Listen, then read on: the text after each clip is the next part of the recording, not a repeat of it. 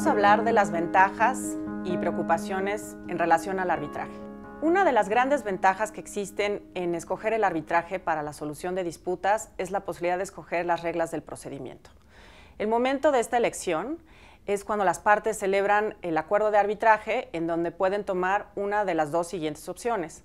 La primera es escoger un reglamento de arbitraje ya existente, normalmente administrado por una institución arbitral, como lo es el Centro Internacional para la Resolución de Disputas, o por sus siglas en inglés, la ICDR.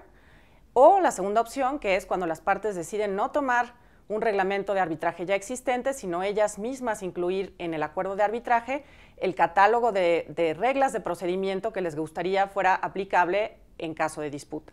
Esta segunda opción se conoce como arbitraje ad hoc y es menos frecuente. Ahora, ¿cuál es la utilidad de poder escoger estas reglas de procedimiento?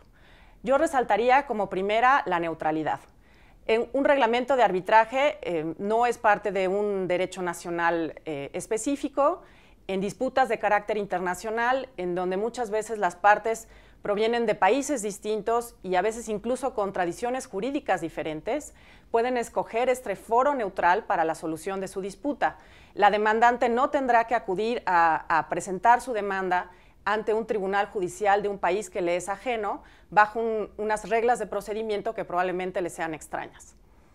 La segunda utilidad que hay de este reglamento de arbitraje es su flexibilidad.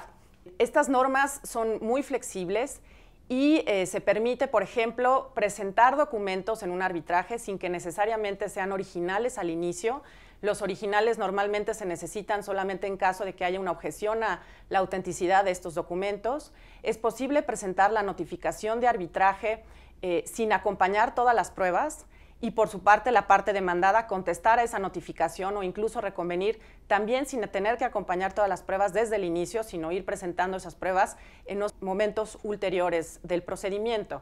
También es posible adicionar reclamaciones o modificarlas posteriormente, siempre y cuando el tribunal las considere pertinentes, o existe también como ejemplo de esta flexibilidad la posibilidad de hacer un calendario procesal que sea específico al caso concreto, el cual es diseñado por el tribunal arbitral junto con las partes en base a las necesidades que requieran para ese caso específico.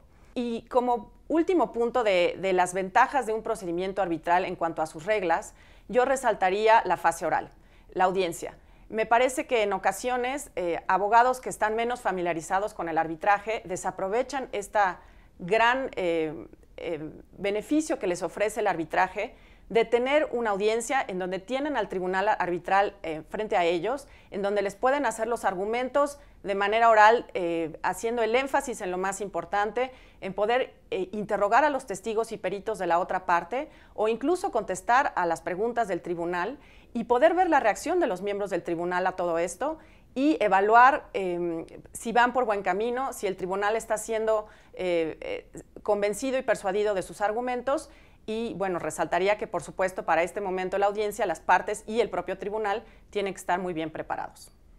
Después de lo que Elsa nos comentó, una de las cosas importantes en el arbitraje es, para las partes, el poder designar quién les va a juzgar. Esa es una de las partes más importantes que debemos tener en cuenta, porque debemos cuidar que nos entiendan, que entiendan nuestro caso, que podamos ser convincentes, que dejemos en ellos exactamente lo que queremos obtener. Para esto, ¿qué debemos hacer? Uno, debemos buscar que nuestro árbitro, tanto el de la parte que vamos a nombrar cada una de las partes, como nos dice el reglamento del ICDR en su artículo 12, podemos escoger los árbitros de acuerdo a nuestras intenciones. Uno es, ¿qué expertise tiene? ¿Qué tan complicado es nuestro caso? ¿Tenemos obra? Se vuelve mucho más complicado que un tema mercantil. Entonces debemos tener cuidado de que especialmente el presidente del tribunal sea una persona que tenga un reconocimiento de sus pares, de tal suerte que pueda guiar apropiadamente la decisión junto con los coárbitros nombrados por las partes. debemos tomar mucho tiempo para hacerlo, debido a que es, desde mi punto de vista, el punto más importante. Otra de las partes que comentaba yo es: reconoce cada uno a sus pares. Eso es muy importante. ¿Por qué? Porque si yo tengo a una persona que va a ser especialista en un tema diferente, a la hora que yo estoy entrando en temas como les mencionaba yo, obras industriales, debo de tener el expertise en ese panel de tal suerte que entre ellos se reconozcan y se puedan colaborar para entender qué pretende cada una de las partes obtener. Tenemos también que tomar en cuenta algo muy importante, que es qué disponibilidad de tiempo tienen nuestros árbitros.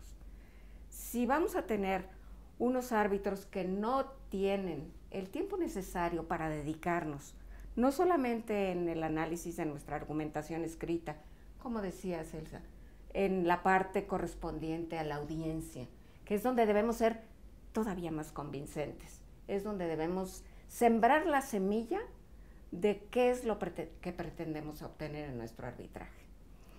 Y finalmente, una de las partes que yo siempre he luchado, sobre todo cuando se tienen temas muy complejos, sobre todo en materia técnica, es el idioma. Nuestro coárbitro, el presidente del tribunal, debemos intentar que sean personas que hablan los dos idiomas que las partes tengan. Si tenemos una parte que habla inglés y tenemos una parte que habla español, las audiencias se vuelven complicadísimas si tenemos una parte que no entiende bien el idioma. Y además lo complicamos con los tecnicismos que vamos a manejar por los temas, sobre todo, como les mencionaba yo, industriales, les complicamos la existencia. ¿Qué pretendemos? Vamos a seleccionar las personas, desde nuestro punto de vista, más idóneas para poder juzgar nuestro caso y poder llegar a un feliz término y obtener un laudo que sea ejecutable, porque si no vamos a tener el problema de llegar a sufrir. Y la última parte sería: ¿cuál es la cuestión de la tradición jurídica que vamos a estar manejando?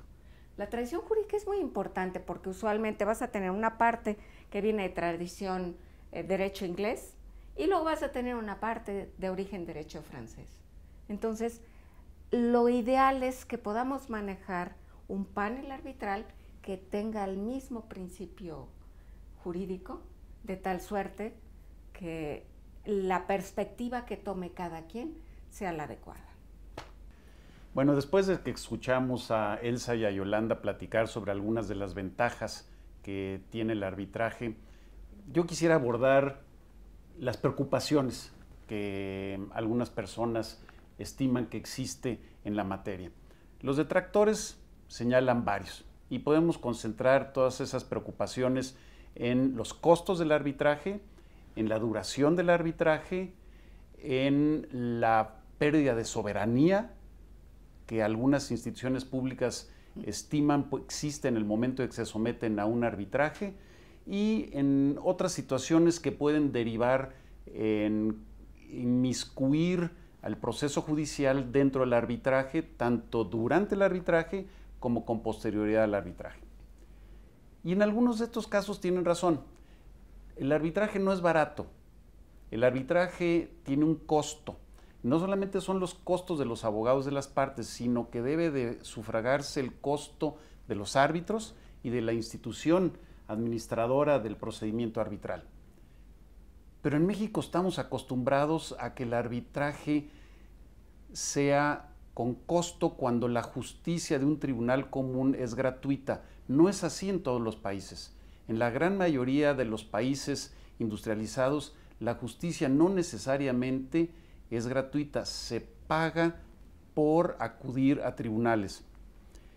El arbitraje tiene un costo porque escogemos nosotros a los árbitros, escogemos a personas que tienen experiencia, conocimientos y reputación. escogemos a una institución administradora como puede ser la ICDR, que también tiene un costo de manejar el procedimiento, pero lo que eso asegura es que la decisión la van a tomar árbitros con conocimiento, experiencia y prestigio, y tenemos a una institución que va a respaldar el laudo que va a ser dictado.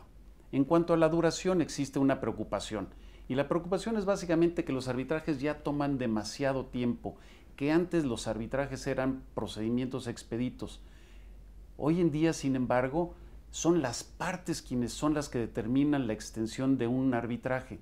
Si las partes desean que el arbitraje esté conducido a través de una demanda, una réplica, una dúplica, entonces eso va a tomar tiempo. Si las partes desean que haya un intercambio de producción documental, eso toma tiempo. Si las partes desean que haya una audiencia y que en la audiencia un interrogatorio de todos los testigos y todos los peritos que fueron ofrecidos por las partes, eso lo que va a implicar es tiempo.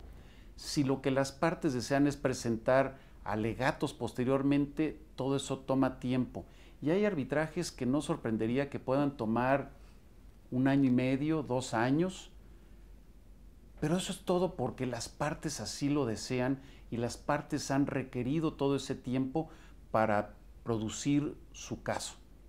Al final del día van a tener la capacidad de presentar su caso en forma amplia y los árbitros tendrán la capacidad de resolver conforme al mismo. ¿Qué es lo que las partes buscan? ¿Precio o calidad? ¿Qué es lo que las partes buscan?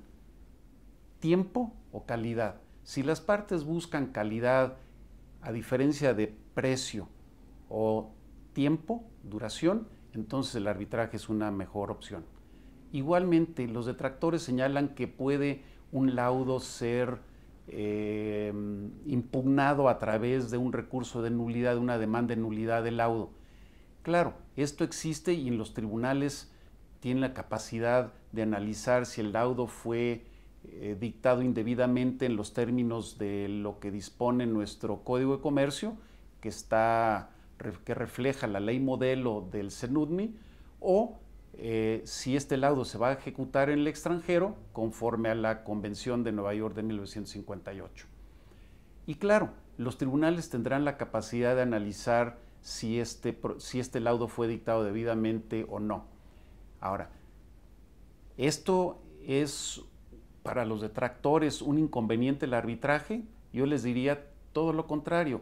Esta es una de las virtudes del arbitraje, que al final del día un tribunal judicial tendrá la capacidad de evaluar la resolución dictada por los árbitros y si esta fue, entre otras, dictada en contra o no del orden público. Para mí, todos estos conceptos que hemos analizado son una ventaja y no una preocupación como a algunos detractores les gusta decir.